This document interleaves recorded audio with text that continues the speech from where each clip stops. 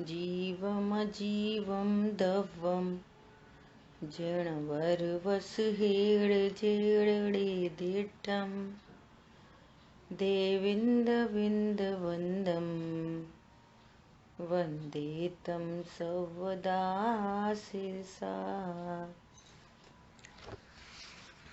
द्रव्य संग्रह जी ग्रंथ तीसरा अधिकार और तीसरे अधिकार में सम्यक दर्शन की चर्चा होने के बाद अब सम्यक ज्ञान की चर्चा अपनी चल रही है। और इसमें भी कल अपन ने कारण कार्य की चर्चा देखी और निश्चय व्यवहार ज्ञान के स्वरूप को देखा।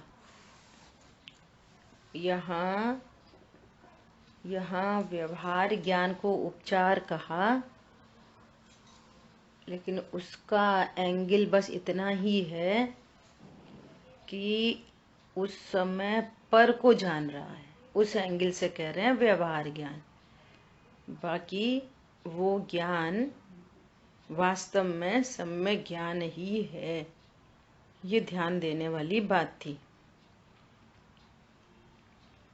अब देखो अगला प्रश्न आ रहा है, चारित्र की अपेक्षा से कथन हो तब राग के साथ रहने वाले सम्यक ज्ञान को व्यवहार ज्ञान कहकर उसे साधक तथा निर्विकल्प दशा के निश्चय ज्ञान को साध्य कहा जाता है।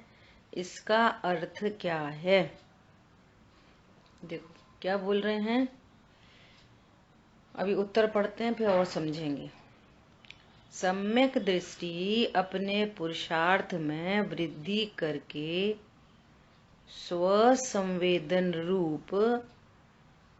स्वसंवेदन ज्ञान रूप से परिणमित होता है। तब उपरोक्त व्यवहार ज्ञान का अभाव होता है, तथापि उस समय वह सहचारी है ऐसा भूत नैगम न से मानकर उसे निमित्त बहिरंग साधक उचित निमित्त का ज्ञान कराने के लिए कहा जाता है। वास्तव में निश्चय साधक तो अपना स्वसन्मुख हुआ पुरुषार्थ है, ऐसा समझना चाहिए। देखो क्या बात चल रही है कि ये पूरी शांतनु दरवाजा बंद कर दो। हाँ, पूरी टेक्निक कैसी है कि सबसे पहले तो ये समझना बहुत जरूरी है कि सम्यक ज्ञान का रिलेशन किससे है। सम्यक ज्ञान अर्थात मैं आत्मा हूँ ऐसा ज्ञान सम्यक ज्ञान है, नंबर 1। नंबर 2, स्व को स्व और पर को पर जानने वाला ज्ञान सम्यक ज्ञान है। नंबर 2 वेरी इंपॉर्टेंट, समझ आई बात? स्व को स्व और पर को पर जानने वाला ज्ञान सम्यक ज्ञान है। मैं आत्मा हूँ ऐसा जानने वाला ज्ञान सम्यक ज्ञान है। 2 बातें हो गई। अब नंबर 3 बात कि ज्ञान स्व पर प्रकाशक है। ज्ञान स्व को भी जानता है, पर को भी जानता है। ये 3 बात। अब छद्मस्त अवस्था में स्थिति कैसी है कि जब ये ज्ञान जब ये ज्ञान स्व सन्मुख होकर जानता है, उस काल में पर को नहीं जान सकता। और जिस समय पर सन्मुख होकर जानता है, उस काल में स्व को नहीं जान सकता। ये छायोपशम्य ज्ञान की कमी है, कमजोरी है। केवल ज्ञानी परमात्मा एक ही काल में स्व पर दोनों को एक साथ जानते हैं। छायोपशम्य ज्ञानी एक समय में एक को ही जानता है। अब महत्वपूर्ण बिंदु क्या है कि जब वो ज्ञान पर सन्मुख होकर पर को जान रहा है, उस समय भी उसका ज्ञान सम्यक ज्ञान रूप परिणमित हो रहा है। भले ही वो पर को जान रहा है, परंतु पर को पर रूप जान रहा है, पर को स्व नहीं जान रहा। तो सम्यक ज्ञान सुरक्षित है। सम्यक ज्ञान की परिभाषा है, मैं आत्मा हूं ऐसा जानने वाला। पर को जान रहा है लेकिन मैं तो आत्मा हूं ऐसा। अब चौथा पांचवा पॉइंट क्या कि जिस समय पर का ज्ञान होगा, पर संबंधी ज्ञान होगा, उस समय नियम से राग की उत्पत्ति होती है। जब तक पूर्ण वीतरागता नहीं होती तब तक ऐसी स्थिति बनती रहती है।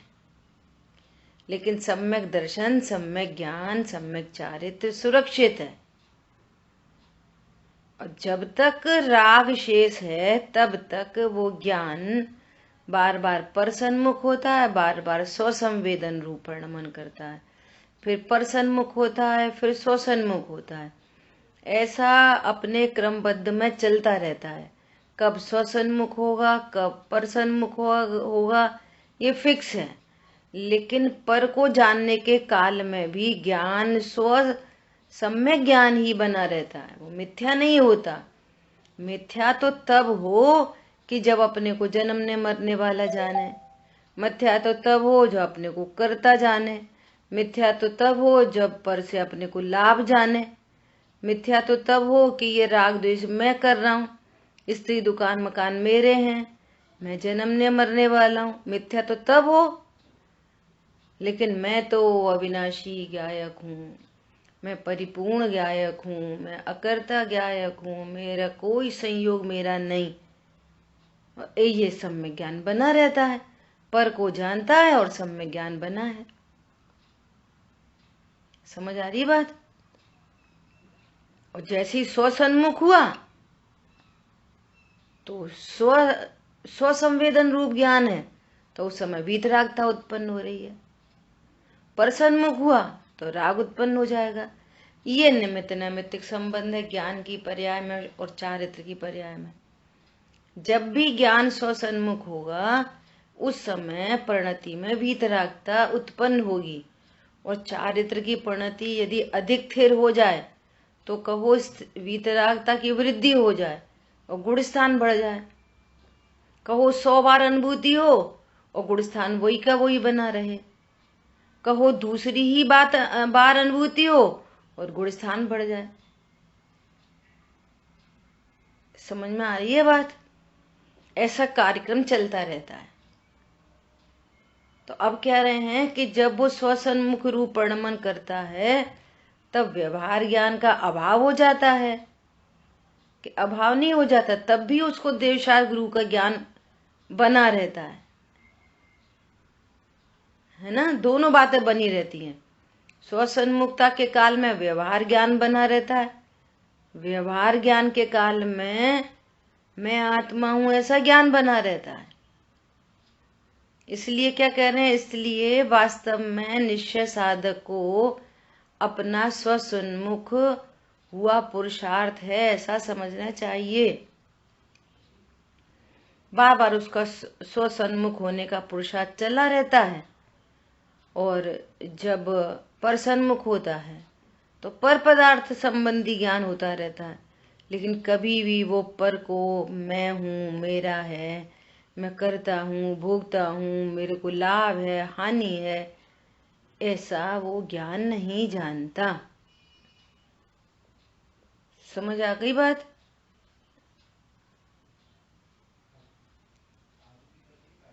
ऐसा ठीक है। अभी देखो 6th पॉइंट, सम्यक ज्ञान के हेतु होने वाली प्रवृत्ति। यदि जीव को प्रथम सच्चा तत्व ज्ञान हो तो वह पुण्य पाप के फल को संसार जाने। देखो कितनी गजब की बात है। कैसे पता चले कि हमको सच्चा तत्व ज्ञान हो गया है? कैसे पता चले? कि स्वभाव के आश्रय से सबसे पहले तो परिणति निश्चिंत निर्भर है। मैं अविनाशी हूँ, मेरा मरण नहीं होता, मैं परिपूर्ण हूँ, मुझे परिपूर्ण होने के लिए किसी पर की आवश्यकता नहीं। बस अपनी परिपूर्णता का, अपने मैं ज्ञान स्वरूपी हूँ, करता नहीं, ऐसे अपने अकर्तृत्व का उसको आनंद है। फिर भी करने के विकल्प हो रहे हैं, शुभ भाव हो रहे हैं, अशुभ भाव हो रहे हैं, तो होते हुए शुभ अशुभ भाव को, करते हुए नहीं। इनके फल को वो संसार जानता है। और बहुत इंपॉर्टेंट बात है, इन विकल्पों को अपने लिए निरर्थक जानता है। ये विकल्प से पर में कुछ नहीं होता, ऐसा उसका फल, शुभ पुण्य पाप के फल को संसार जानता है। ऐसा नहीं जानता कि पाप बुरा है और पुण्य अच्छा है। शुभ भाव तो बहुत करने चाहिए, शुभ भाव करने चाहिए, भले दिखे ज्यादा शुभ भाव के अंदर, ज्यादा दिखाई देगा शुभ भाव के अंदर, परंतु शुभ भाव को वो उपादेय नहीं जानता। वो जानता है इसका फल संसार है, इसलिए उसका ज्ञान शुद्धात्मा की को बोध करता है। शुभ शुभ भाव को उसमें उपादेय बुद्धि नहीं है उसको, परंतु होते हैं और बहुत दिखाई देता है शुभ भावों के बीच में, परंतु उसका फल संसार जानता है और शुद्धोपयोग से मोक्ष मानता है। देखो, सुख का उपाय, आनंद का उपाय न पाप भाव है, न पुण्य भाव है, न पत्नी बच्चे हैं, न दुकान मकान है, न देवशाह गुरु हैं। एकमात्र शुद्धोपयोग होने पर आनंद होता है, सुख होता है, सुख की वृद्धि होती है, सुख की पूर्णता होती है और गुणस्थान आदि रूप जीव का व्यवहार निरूपण जाने। अब तत्व ज्ञान का कारण तो अध्यात्म रूप द्रव्यानियों के शास्त्र हैं। वहां कोई जीव इन शास्त्रों का अभ्यास करता है, परंतु जहां जैसा लिखा है वैसा स्वयं निर्णय करके अपने को अपने रूप और पर को पर रूप तथा पुण्य पाप को आश्रवादी रूप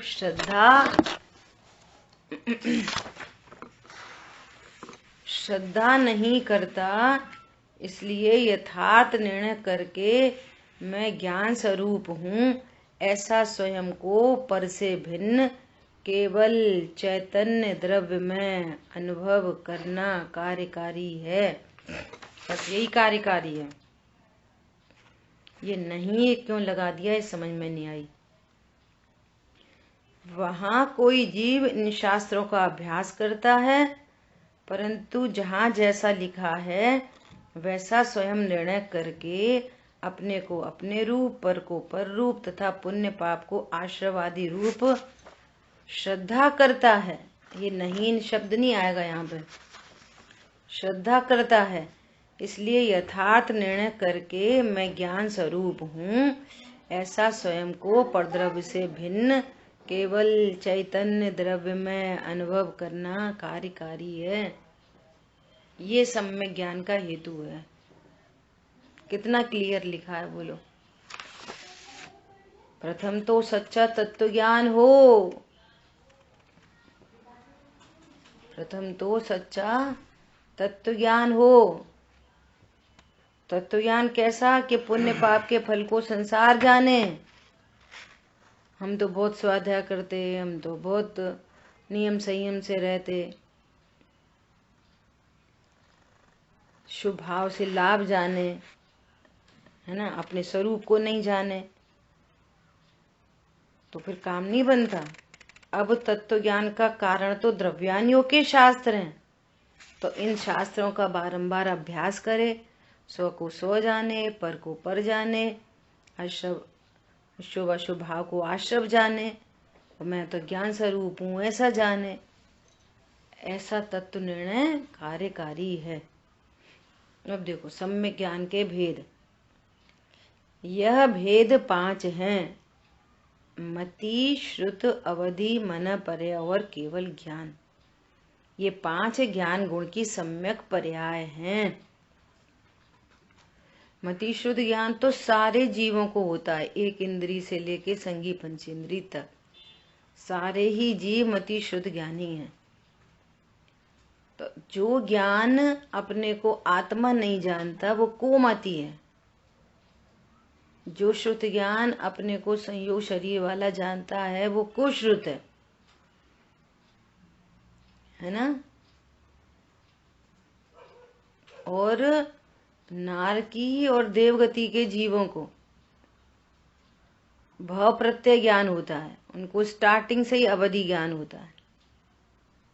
वहां जन्मे और अवधि ज्ञान मिला उनको, लेकिन वो ज्ञान से विषय भोगों में उपयोग लगाए, लड़ाई झगड़े में उपयोग लगाए, तो वो कुअवधि ज्ञान है। अब जिस ज्ञान में ज्ञायक का ग्रहण हो गया तब वे सारे ज्ञान सुश्रुत, सुमति, सुश्रुत, सुअवधि ज्ञान होते हैं। तो 3 ज्ञान की कंडीशन तो ऐसी है, वो सु और कु दोनों प्रकार के होते हैं। लेकिन मन पर्याय ज्ञान सम्यक ज्ञान ही होता है, वो मिथ्या नहीं होता। ये भावलिंगी संतों को प्रकट होता है, और भावलिंगी संतों को भी सारे भावलिंगी को नहीं, किसी किसी जीव को स्पेशल ज्ञान प्रकट हो जाए। सारे भावलिंगी संतों को मन पर्याय ज्ञान नहीं होता, किसी किसी को होता है। और केवल ज्ञान, केवल ज्ञान बताओ, केवल ज्ञान मिथ्या हो सकता है कि नहीं हो सकता? बताओ, कौन बताएगा? नहीं हो सकता। नहीं हो सकता, नहीं हो सकता। वो तो क्योंकि वहाँ राग नहीं हो। हाँ नहीं, क्योंकि वहाँ राग नहीं है ऐसा नहीं है, क्योंकि वहाँ पूर्णतः जानते हैं वो अपने आप को। हाँ कि मैं तो आत्मा हूँ। ये सम्यक ज्ञान का रिलेशन राग से नहीं है। सम्यक ज्ञान का रिलेशन मैं आत्मा हूँ ऐसा जानने से है। तो केवल ज्ञानी परमात्मा तो अब अपने असंख्यात प्रदेशों को, अनंत गुण, अनंत शक्ति, अनंत धर्म युगल सबको प्रत्यक्ष जान रहे हैं। तो केवल ज्ञान तो सदा सम्यक ही होता है। मिथ्या ज्ञान में तो सम्यकपना आएगा कहाँ से? अब रही बात, क्योंकि उनको राग नहीं है, तो राग तो मुनिराज को भी है। देखो हेतु कैसे बनाए जाते हैं कि जहाँ राग है वहां मिथ्या ज्ञान है। तो राग तो चौथे गुण स्थानवर्ती को भी है, राग तो पंचम गुण स्थानवर्ती को भी है, राग तो मुनिराज को भी है। राग होने पर भी वे अपने को भगवान आत्मा जानते हैं, इसलिए सुमति सुश्रुत ज्ञान वाले हैं, सम्यक ज्ञान वाले हैं। समझ आई बात अजय भैया आपको? केवल ज्ञान तो कभी भी मिथ्या हो ही नहीं सकता, है ना। तो जानबूझ के प्रश्न किया था। मति, श्रुत, अवधि, सु और कु दोनों प्रकार के होते हैं। मन पर्याय कभी मिथ्या नहीं हो सकता, क्योंकि ये भावलिंगी संतों को होता है। और केवल ज्ञान तो प्रश्न ही कहाँ है केवल ज्ञान का, मिथ्यापने का, क्योंकि ये पूर्ण ज्ञान है। सो सम्यक ज्ञान की पूर्ण शुद्ध पर्याय है। ठीक है, यह 5 ज्ञान गुण की सम्यक पर्याय हैं।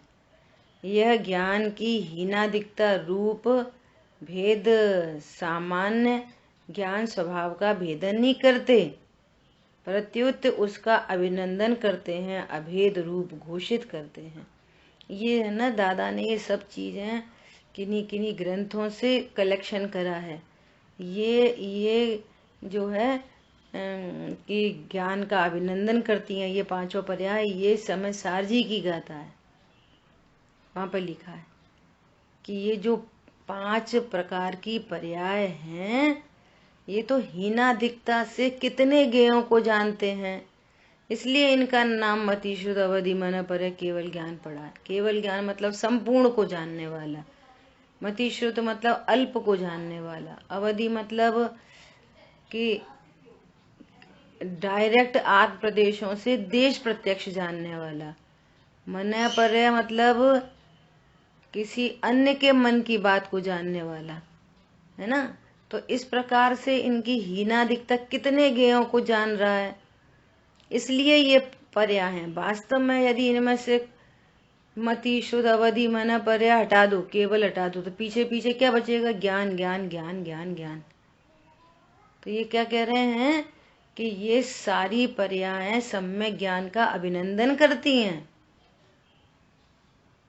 मति ज्ञान, मति हटा दो ज्ञान, शुद्ध ज्ञान, शुद्ध हटा दो ज्ञान, अवधि हटा दो ज्ञान, मन पर्याय हटा दो ज्ञान, केवल हटा दो ज्ञान।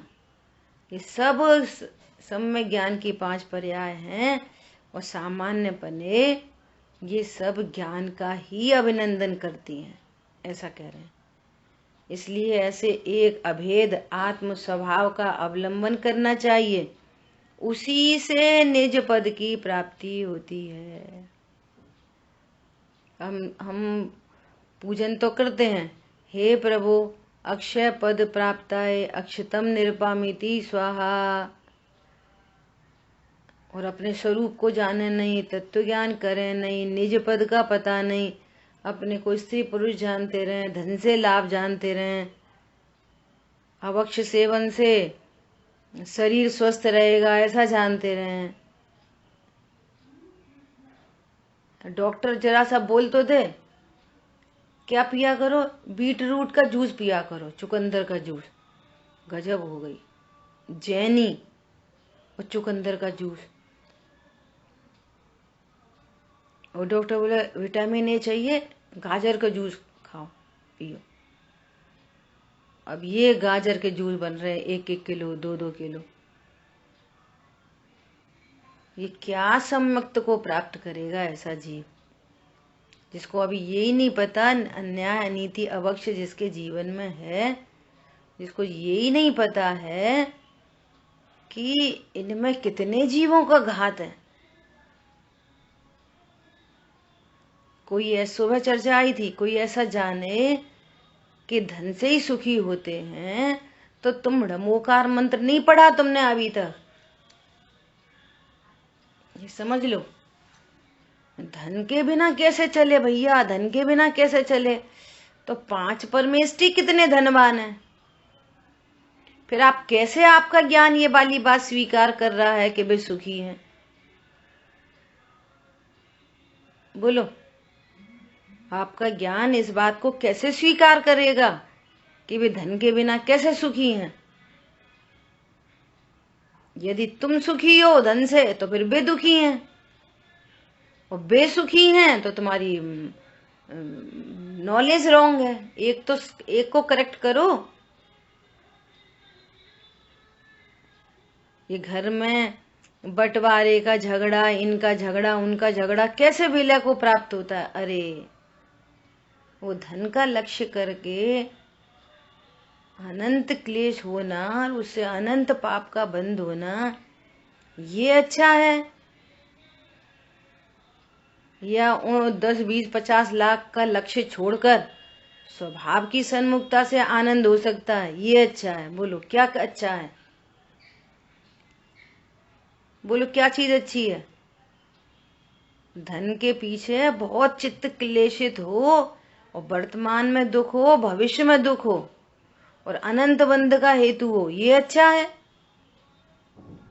उन्हें तो सब चाहते हैं, वो लोग तो ऐसा खरीद लेते हैं, उनने तो ऐसी साड़ी खरीद ली, उनने तो ऐसा सोना खरीद लिया, वे तो वहां घूमने चले गए, हमें तो कहीं जाने नहीं मिलता। बोलो कहाँ किस में सुख है? या उन सब का लक्ष्य छोड़कर स्व पर का भेद विज्ञान करके रत्नत्रय, ये असली रतन, असली रत्नत्रय, रत्न का व्यापार करके परिणति में आनंद प्रकट हो, क्या अच्छा है? बोलो। कैसे कैसे प्रथमान योग में एग्जाम्पल है, बताओ।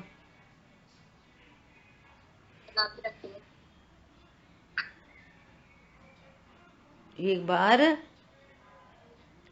एक व्यक्ति और जो बहुत स्वाध्यायी, संयमी, शांत परिणामी, विशुद्ध भाव वाला, और उसको राजा बना दिया। पिताजी चले गए।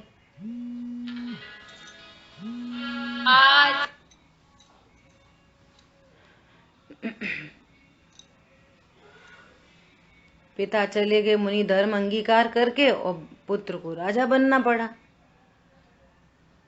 अब राजा बनना पड़ा, अब सब एकदम बहुत व्यवस्थित और अच्छे से राज्य चल रहा था, कोई दिक्कत नहीं थी। और फिर एक बार पड़ोसी राज्य ने चढ़ाई कर दी, तो गुप्तचरों ने खबर दी कि साहब चढ़ाई करने आ रहे वो पड़ोसी देश का राजा। अच्छा अच्छा, ठीक है ठीक है ठीक है,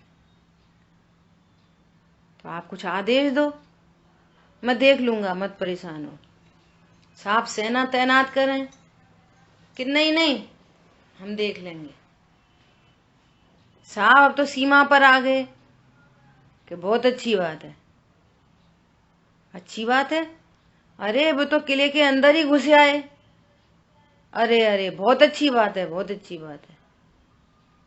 अब वो उठा, बोले कि नहीं, किसी सैनिक को जाने की जरूरत नहीं, मैं खुद देखूंगा। साहब इतनी बड़ी सेना आप अकेले देख लोगे? कि हाँ अकेले देख लूंगा। और वो अपने सिंहासन से उठे और पड़ोसी राजा के पास गए। उधर से राजा लेके चला आ रहा, तलवार ढाल वगैरह सब, और ये बिल्कुल निहत्थे।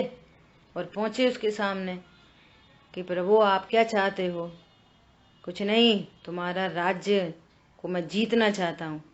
प्रभु हम एकदम तैयार हैं, आओ साहब पधारो पधारो, बैठो सीट पर, हम तो यही चाह रहे थे।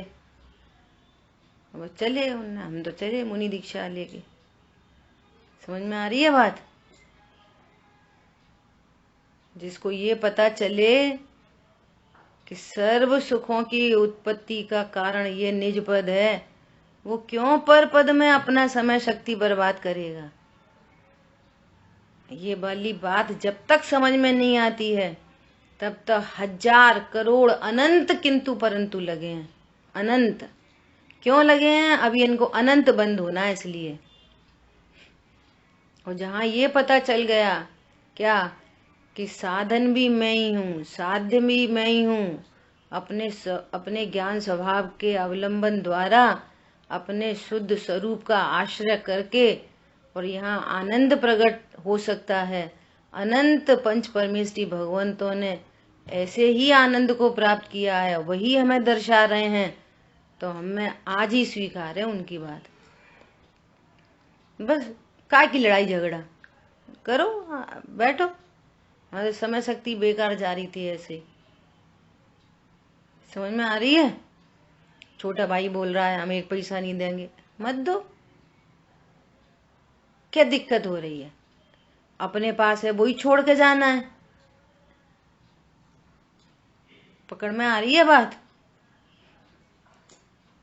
ऐसे कितने करोड़पति देखे कि खुद के पास तो कम से कम नहीं तो 5-10 करोड़ की आसामी वाला, और टेंशन इस बात की पड़ी है कि हमारे ससुर जी ने हमारे साथ न्याय नहीं किया, हमें अपनी क्या कहते हैं उसको, कुछ नहीं दिया हमें अपने में से। कितने मिल सकते थे तुम्हें? कि 20 लाख। 20 लाख के लिए वो 10 करोड़ का सुख नहीं भोग पा रहा। वो चलते टाइम भी 10 ही करोड़ छूट गए, अब 20 लाख का क्या करते?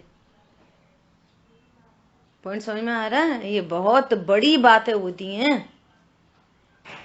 उसी से निज पद की प्राप्ति होती है, शांति की प्राप्ति होती है, आनंद की प्राप्ति होती है। कहा रचो पर पद में, ये न पद तेरो। क्या रखा है पर पद में? भ्रांति का नाश होता है, आत्मा का लाभ होता है, अनात्मा का परिहार सिद्ध होता है। देखो सही कितने गंभीर शब्द हैं। ऐसे एक अभेद आत्म स्वभाव का आलंबन करना चाहिए। भगवान कह रहे हैं इसी से निज पद की प्राप्ति होती है। आ रही बात समझ में? इसी से निज पद की प्राप्ति हो, सर्व सुख की प्राप्ति होती है।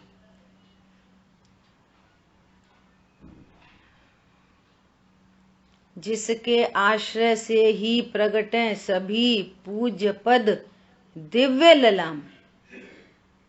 ऐसा है आत्मा, इसके आश्रय से क्या नहीं होता, क्या नहीं मिल सकता। तुम चाहते हो पर पदार्थ को और अपने को अपूर्ण जानते हो तो मिथ्यात्व का महापाप करके अनंत बंध को पाते हो। और जो अपने को परिपूर्ण जानता है, जिसको पर पदार्थों की कांक्षा नहीं होती और तत्व ज्ञान के बल पर असली रत्नत्रय को प्राप्त करके जो शेष राग होता है, उस राग में सभी उच्च पद बाहर विश्व की विभूति उसी के चरणों में होती है जो निर्वांशक होता है। क्या बोला? जो बाहर में निर्वांशक होता है उसी को सब दिव्य चीजें मिलती हैं विश्व की, निर्वांशक को। और जो अपने को अपूर्ण जानकर पर की कांक्षा करता है उसको अनंत बंध, पाप का बंध होता है। कौन बोलेगा ये दोनों सेंटेंस? बोलो।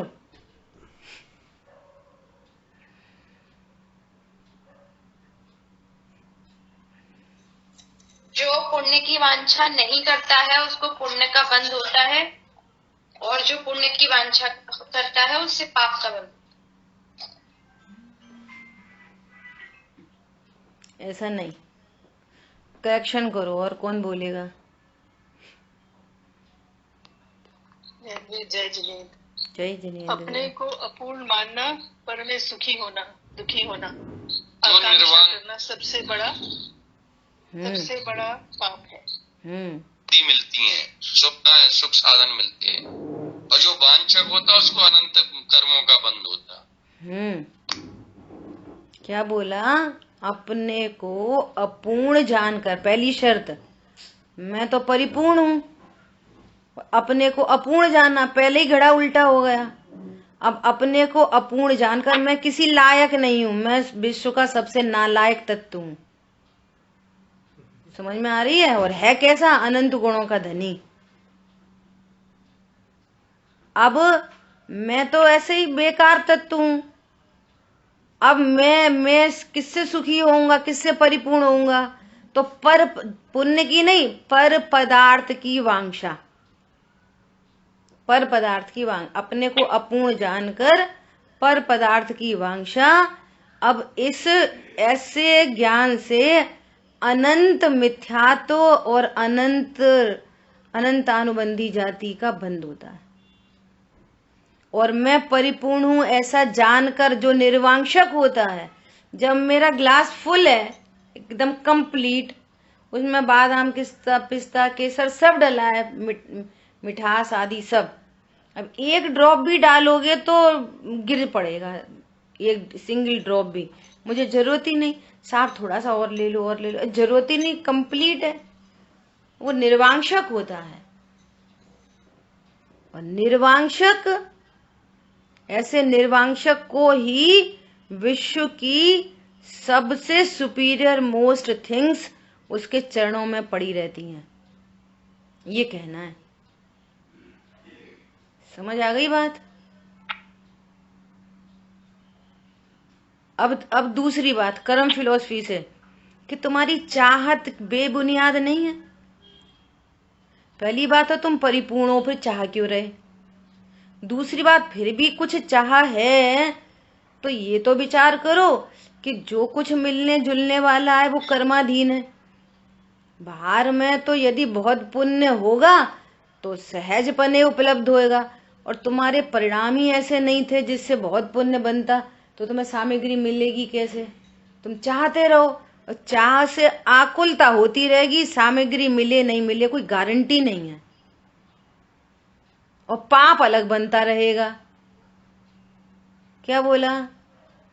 चाह से वस्तु की प्राप्ति हो नहीं हो गारंटी नहीं है, लेकिन पाप जरूर बनता रहेगा, सो भी अनंतानुबंधी जाति का और मिथ्यात्व का महापाप।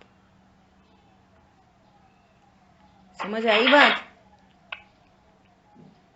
पापोदय में चाह व्यर्थ है, नहीं चाहने पर भी हो। पुण्योदय में चाह व्यर्थ है, सहज बने मन वांछित हो। पुण्य के उदय में चाह की जरूरत नहीं है, सहज बने प्राप्ति होगी। लेकिन जिस वस्तु की प्राप्ति होगी वो मेरे सुख का आधार है कहाँ? बात तो ये है मूल में। पुण्य का उदय होगा, खूब गाड़ी बंगले दुकान मकान सब मिलेगा, परंतु वो सुख का साधन है कहाँ? क्या बोला?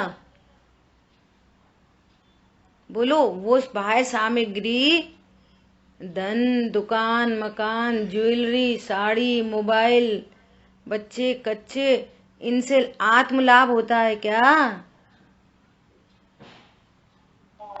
बोलो। आत्म लाभ होता है इनसे? अरे बोलिए।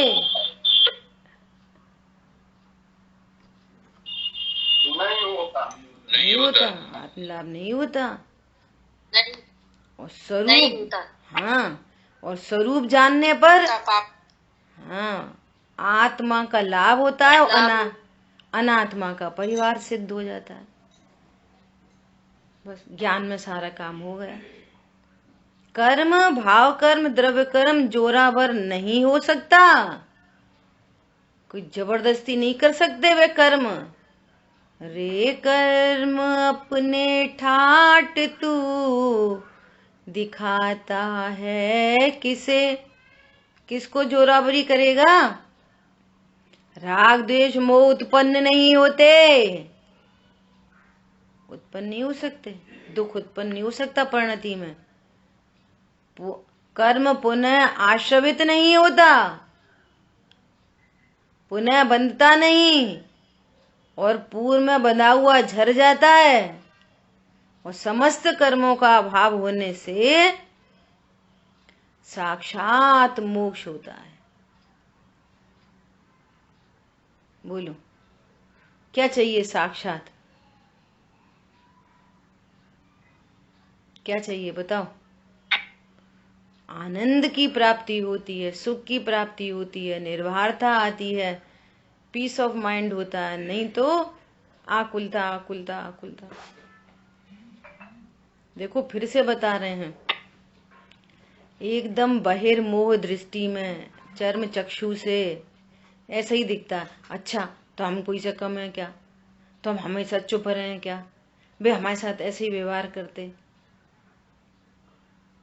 एकदम स्थूल मक्खी मच्छर जैसी सोच है ये, हाथी घोड़ा जैसी, बिल्ली कुत्ता बिल्ली जैसी सोच है ये। जैन कुल में जन्मने के बाद, इतनी स्वाध्याय होने के बाद, यदि आपकी सोच नहीं बदली तो कुछ नहीं बदला। उनके जैसी सोच है ये। बिल्ली जरा म्याऊं तो कर जाए, अभी देखो कुत्ता भौंकेगा। ऐसी घर में कोई दरानी जेठानी ने, भैया भाभी ने, सास बहू ने थोड़ी म्याऊं कर दी तो अभी भौंकने लग गए। तो हम क्या कोई से कम है क्या? प्रभु तुम्हें तो 3 लोक का नाथ बताया है, 3 लोक में नाथ अनुपम बताया, तो हम क्यों शांत रहे? वे क्यों नहीं रहते? अरे तुम्हारा स्वरूप शांत स्वरूप है। लौकिक रीति में हार दिखती है, पारलौकिक में जीत रहे हो। क्या बोला? स्वभाव के आश्रय से जीत होती है। बहिर्मुख दृष्टि में दिखती है। हम क्या कोई से कमजोर हैं क्या? हम कोई गरीब हैं क्या? हम क्या कोई पढ़े लिखे नहीं हैं क्या? हम ही सुनते रहें। अरे तुम कहाँ सुन रहे हो, तुम तो भगवान आत्मा हो। ये पारलौकिक जीत है। चिड़िया रानी हुई सयानी, दर्पण में तकती है खुद को, भ्रम को छोड़ा, जीती अब वो। ये है सम्यक ज्ञान। क्या होता है सम्यक ज्ञान से? आत्मा का लाभ होता है, अनात्मा का परिहार होता है। कर्म जोरावरी नहीं कर सकते, मोराग देश उत्पन्न नहीं, दुख की पर्याय उत्पन्न नहीं होती, संवर निजरा प्रकट होती है आनंदमयी पर्याय। कर्म का पुण्य आश्रव नहीं होता, बंद नहीं होता, पूर्वबद्ध कर्म खिर जाते हैं। इतने काम हो रहे हैं, अपने आप ऑटोमेटिक प्लांट लगा है। तुम्हें कुछ नहीं करना, न तुम्हें भाव कर्म को रोकना है, न तुम्हें द्रव्य कर्म रोकने हैं, न किसी को निर्जरित करना है, न संवर निजरा प्रकट करने, कुछ नहीं करना। मैं आत्मा हूँ, परिपूर्ण हूँ, अविनाशी हूँ, बस ऐसा जानना। एक by one get crores of crores free. 1 2 3 नहीं, क्या बोला? क्या देखें सम्यक दर्शन को, संयम साधु दशा को, अनंत सिद्ध दशा को, भेद विज्ञान किया है, वो सब कुछ होगा, हमारे साथ ही होगा, हम ही को होगा। और बस ये सेल्फ कॉन्फिडेंस, ये तत्व निर्णय, ये कारण सम्यक ज्ञान, ये कार्य रूप सम्यक ज्ञान को लेके आएगा। नहीं तो इतने सारे पोथन्ना और एक अहंकार के काम आएंगे कि हम इतना पढ़ते हैं, हमें इतना पढ़ लिया, इतनी स्वाध्याय सुनते हैं, इतना करते हैं, दुनिया को पढ़ाते हैं, इतने ग्रंथ पढ़ लिए। तुम्हारी सोच तो यही है धन से लाभ होता है, तुम्हारी सोच तो यही है कि हमारे पत्नी बच्चे हैं, तुम्हारी सोच तो यही है कि मोबाइल से ज्वेलरी से सुखी होते हैं, तुम्हारी सोच तो यही है हम क्या कोई से कम है क्या। तो क्या करा फिर तत्व ज्ञान? ये कुमति कुश्रुत ज्ञान रह जाएगा। इतनी शास्त्र स्वाध्याय होने पर भी कुमति कुश्रुत ज्ञान बना रहेगा। और नहीं तो ये कारण रूप सम्यक ज्ञान होगा, जो अल्प काल में सुमति सुश्रुत रूप परिणमित हो जाएगा। बीच में एक कनेक्शन है कारण का। समझ में आ रही है बात? ऐसे सम्यक ज्ञान को हम सब लोग शीघ्र प्रकट करें, ऐसी मंगल भावना है। जिन वाणी के ज्ञान से सूझे लोकालोक, सो वाणी मस्तक नमो सदा देत हूँ दो। बोलिए द्वाशांग मई जिनवाणी माता की जय।